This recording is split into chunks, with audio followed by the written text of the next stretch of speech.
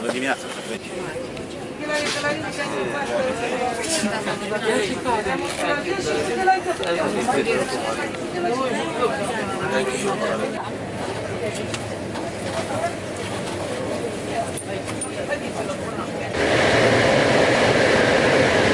Plăcere!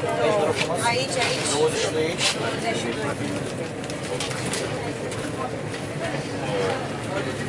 El nu venea să filmați, să vedeți cum stăteam unul peste altul.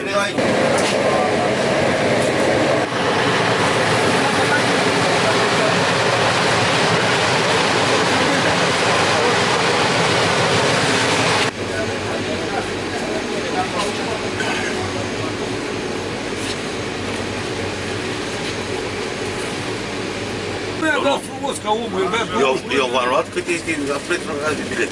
Asta este data de bilet. Da. Ce înseamnă?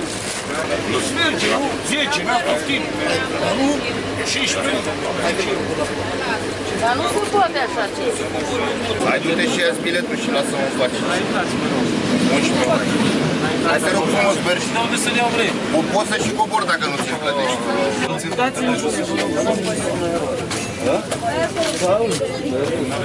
Ia-l pe ăsta și ține la ușă, nu coboară la următoare. Ușor, frate, ușor cu... Asta să le iau la băiatul jos? A cumpărat bilet. Ce mergeți fără bilet?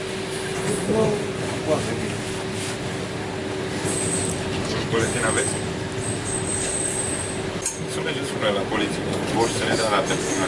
Nu coborâți. La poliție la obor. Ca să ne dea data de cred. Poliția TF, acolo e ultima.